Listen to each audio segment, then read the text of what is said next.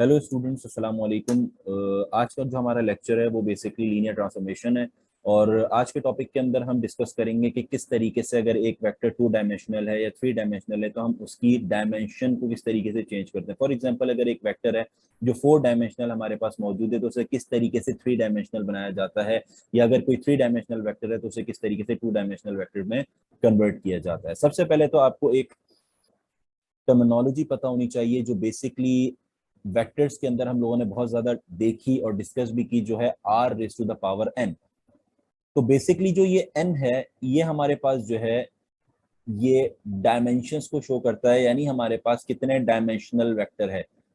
For example, अगर यहाँ पे n की वैल्यू में 2 रख देता हूँ तो जो भी एक वेक्टर की बात की जा रही है तो वो वेक्टर बेसिकली 2 डायमेंशनल वेक्टर है। यानी 2 डायमेंशनल वेक्टर का मतलब ये है कि यहाँ पे जो वैल्यूज होंगी वो x y होंगी, या फिर x1 और x2 होगा, या इसी तरह कोई भी वेरिएबल आप सपोज कर सकते हो। सिमिलरली ये जो r है बेसिकली ये इस चीज को बताता है कि जो भी मेरे पास वेक्टर है, यानी ये जो जो भी मेरे पास वैल्यूज हैं x1 x2 की, वो मेरे पास रियल नंबर होंगी। यानी if we substitute any of the negative of the और द पॉजिटिव वैल्यू, तो मेरा जो भी आंसर आएगा वो रियल नंबर निकल के आएगा। फॉर एग्जाम्पल, अगर मेरे पास एक वैल्यू मैं लेता हूँ 2x1, तो x1 की जगह अगर मैं सब्स्टिट्यूट करता हूँ -1, तो मेरा जो आंसर आया यहाँ पे -2 आफ्टर मल्टीप्लीकेशन, जो एक रियल नंबर है।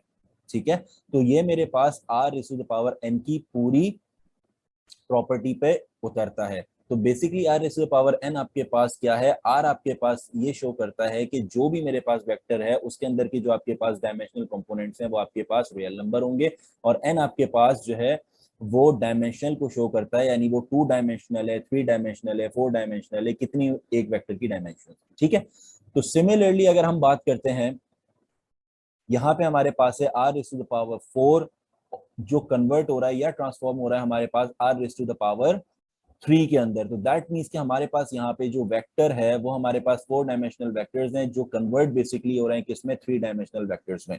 तो इनके लिए हमने ये तो समझ आती है बात कि हमारे पास r raised to the power 4 और r raised to the power 3 क्या चीज है, बट क्वेश्चन में हम किस तरीके से जज करेंगे कि यहाँ पर हमने किसको किस में कन्वर्ट करना है।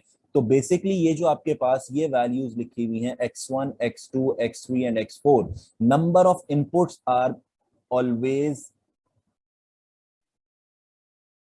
R4, यानी जो भी पहले मेरे पास लिखी जाएगी terms, these are the inputs, और ये जो बाद में लिखी जाएंगी दीज आर द आउटपुट्स, यानी जिसमें मैंने कन्वर्ट करना है। एक वेक्टर जिसकी 4 डायमेंशन है, if we suppose w1 is a vector, तो इसकी 4 डायमेंशन मेरे पास मौजूद हैं, जो आपके पास क्या है, x1 x2 x3 and x4। इनको मैं R3 में कन्वर्ट कर रहा हूं जो मेरे पास यहाँ पे मौजूद है, यानी w1 की अब जो मेरे पास आएंगी वो 3 वैल्यूज, यानी 3 फॉर्म में हमारे पास w1 w2 और w3 निकल के आएगा। बेसिकली आपके पास क्या है, x1 x2 x3 and x4, these are the 4 vectors, yani 4 dimensional vectors which are converted into the 3 dimensional vectors, that is w1 w2 and w3। सही है, तो बेसिकली अगर बहुत आसान जबान में समझाया जाए तो हमारे पास जो पहले लिखी हुई टर्म्स होती हैं, these are the number of the inputs, and जो बाद में आएंगी these are the number of the outputs, यानी हमारे पास कितने आउटपुट्स के आंसर आएंगे और कितने इनपुट्स की वैल्यूज हमें सब्स्टिट्यूट करनी है। So if we substituted 4 values in the inputs, that means यहाँ पे हम 4 डायमेंशनल की बात कर रहे हैं, and if we get the answer of the 3 outputs, that is w1 w2 and w3, that means जो हमारा आंसर निकल के आया वो 3 आउटपुट्स में निकल के आया। so here we transform r4 to r3। So moving on towards the question, question आपसे कहता है w1 is equals to 2x1 minus 3x2 plus x3 minus 5x4. Similarly, w2 is equals to 4x1 plus x2 minus 2x3 plus x4, and w3 is equals to 5x1 minus x2 plus 4x3. So basic formula for the conversion is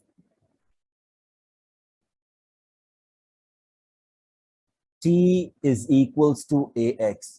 अब यहाँ पे question ये है कि हमने यहाँ पे t क्यों लिया, क्योंकि क्वेश्चन के अंदर आपसे ये कहा गया t इज द मैट्रिक्स जो आपने फॉर्म करना है, w1 w2 एंड w3 जो आपके आउटपुट्स निकल के आएंगे ये एक मैट्रिक्स फॉर्म करेंगे जिसका नाम होगा t। सो मैंने यहाँ पे ले लिया t is equals to ax। x आपके पास कौन सी टर्म्स हैं, x हमारे पास है ये वैल्यू जो नंबर ऑफ द इनपुट्स हैं, that is x1 x2 x3 and x4, और a हमारे पास मैट्रिक्स होगा जो अभी हम फॉर्म कर रहे हैं। ठीक है, so if we write we can say that w1 W2 W3, this is a matrix.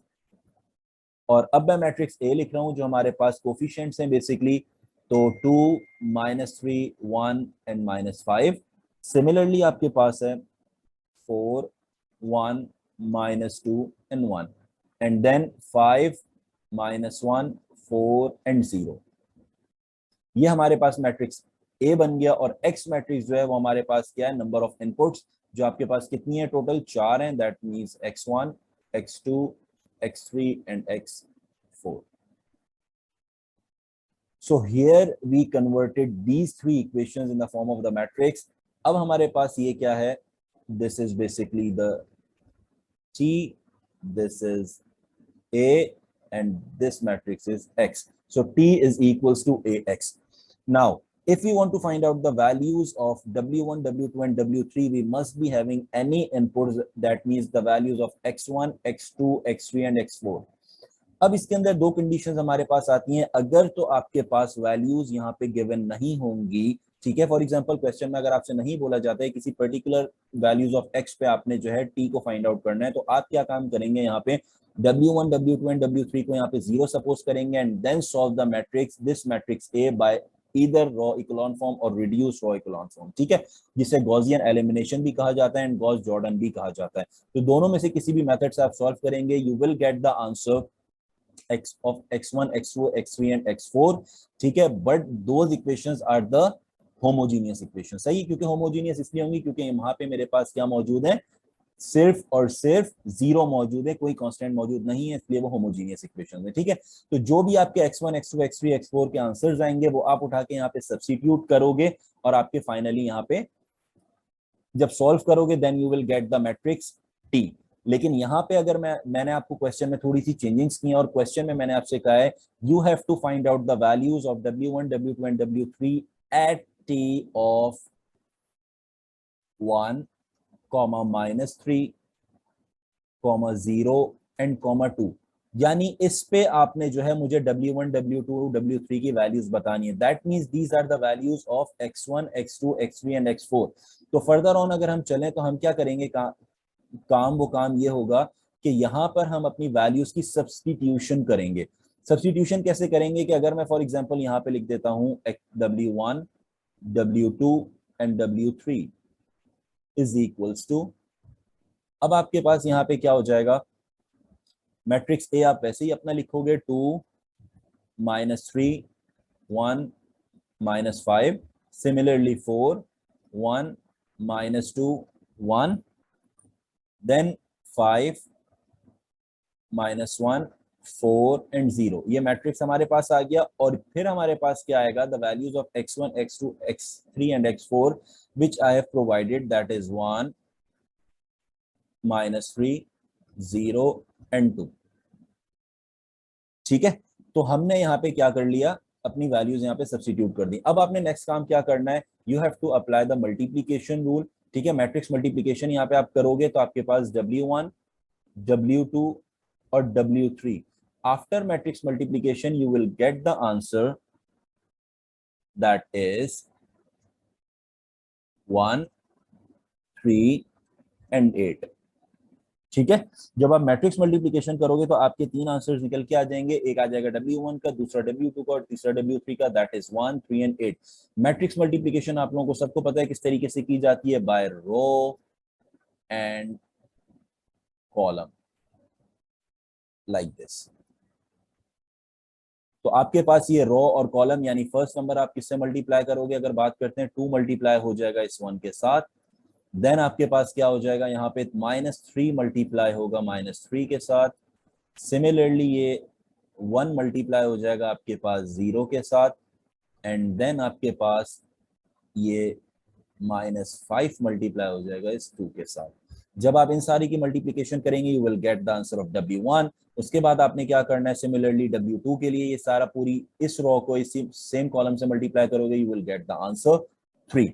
But make it sure कि जब आप मल्टीप्लिकेशन कर रहे हो तो इनके बीच में साइन आपके पास प्लस का होना चाहिए। लाइक कि अगर मैं फॉर एग्जांपल यहाँ पे 2 से 1 को मल्टीप्लाई कर रहा हूँ, उसके बाद मैं नेक्स्ट टर्म पे जा रहा हूँ, that is -3 should be multiplied by the second term which is -3, in between both the terms there should be the positive sign.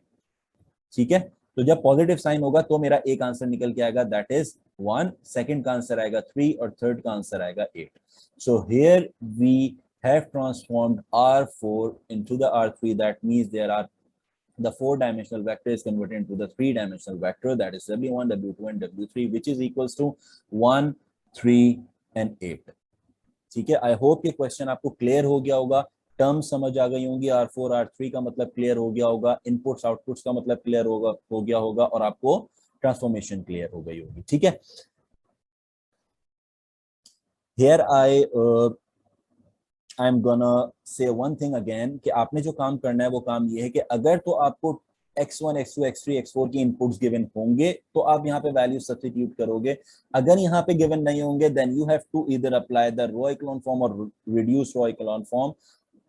उसके बाद फिर आपने जो है उसे सॉल्व करना और सॉल्व करके x1, x2, x3, x4 के अपने आंसर्स कैलकुलेट करने और फिर आपने यहाँ पे सब्स्टिट्यूशन करके उसके बाद उसकी मैट्रिक्स मल्टीप्लिकेशन करनी है. Then finally you will get the answer जो आपके पास आ जाएगा मैट्रिक्स टी का आंसर. अब यहाँ पे मैट्रिक्स टी हो, मैट्रिक्स एक्स हो, वाई हो, कोई भी आपके पास नेम दिया जाएगा, जो भी नेम होगा आप उस हिसाब से यहाँ पे अपना फॉर्मूला चेंज कर लोगे. फॉर्मूला बस आपको पता होना चाहिए कि जो भी मेरे पास मैट्रिक्स है उसकी यहाँ पे मल्टीप्लिकेशन होगी ए एक्स के साथ. अगर यहाँ पे मेरे पास फॉर एग्जांपल ये वेरिएबल्स y1, y2, y3 हैं, y4 हैं, तो यहाँ पे आप y सब्स्टिट्यूट कर दोगे. So it will become t is equals to A Y. और अगर यहाँ पे फॉर एग्जांपल यहाँ पे z होता तो आप लिख देते t is equals to A Z. Clear? So moving on to the next question. So here is the next question. In this question, they are asking to convert R4 to R2.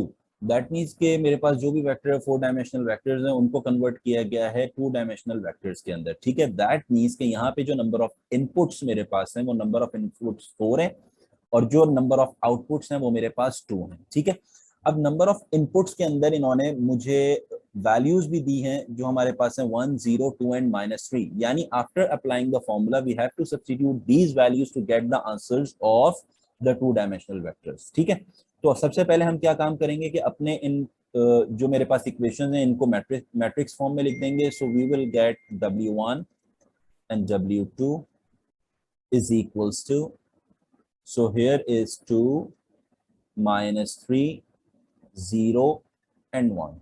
Similarly 3, 5, 0 and -1. ये मेरे पास है और उसके बाद यहाँ पे जो हमारे पास हैं वो वैल्यूज हैं x1, x2, x3 and x4. ये हमारे पास 4 वैल्यूज आ गए. ठीक है, अब हमने क्या काम करना है, यहाँ पे जो हमारी गिवन वैल्यूज हैं उनको हम सब्स्टिट्यूट करेंगे. तो हमारे पास यहाँ पे क्या बन जाएगा, W1 and W2 is equals to 2, -3, 0 and 1, then 3, 5, 0 and -1. ये वेक्टर हमारे पास मैट्रिक्स आ गया A. और उसके बाद हमारे पास है एक और मैट्रिक्स जिनकी वैल्यूज हम डायरेक्ट सब्स्टिट्यूट कर रहे हैं, दैट इज 1, 0, 2 एंड -3. अब जब हम इसके ऊपर मैट्रिक्स मल्टीप्लिकेशन अप्लाई करेंगे तो हमारे पास वैल्यूज यहाँ पे क्या निकल के आ जाएंगी, W1 and W2 is equals to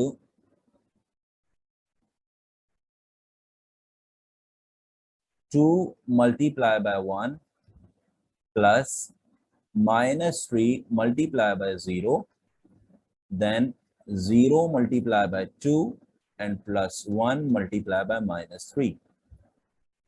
Similarly 3 multiplying by 1 plus 5 multiplying by 0 plus 0 multiplying by 2 plus -1 multiplying by -3. So the matrix 2 plus 0 plus 0 and -3. Similarly 3 plus 0 then 0 and plus 3. So finally W1 and W2 is equals to 2 minus 3 will give me -1 and 3 plus 3 will give me 6. So here are the values of the vector of two dimension, that is w1 is equals to -1 and w2 is equals to 6. So students, I hope कि आपको इन दोनों question से idea हो गया होगा कि किस तरीके से हमने जो है अपनी लीनियर ट्रांसफॉर्मेशन करनी है, जिसके अंदर हम जो है अपनी टू डायमेंशनल स्पेस से थ्री डायमेंशनल पे या थ्री डायमेंशनल स्पेस से टू डायमेंशनल पे एंड सो ऑन हम किस तरीके से मूव कर सकते हैं। सो गाइज, नेक्स्ट क्लास के अंदर हम जो है इंशाल्लाह लीनियर कॉम्बिनेशन के साथ टॉपिक के साथ अपेयर होंगे इंशाल्लाह, और उसके अंदर हम फर्दर देखेंगे कि हम किस तरीके से लीनियर कॉम्बिनेशन अपनी जो है बनाते हैं और लीनियर कॉम्बिनेशन किन किन वेक्टर्स के होते हैं और किन वेक्टर्स के नहीं होते। Till then, thank you very much, keep supporting and subscribe the channel. Thank you so much, take care, अल्लाह हाफिज़।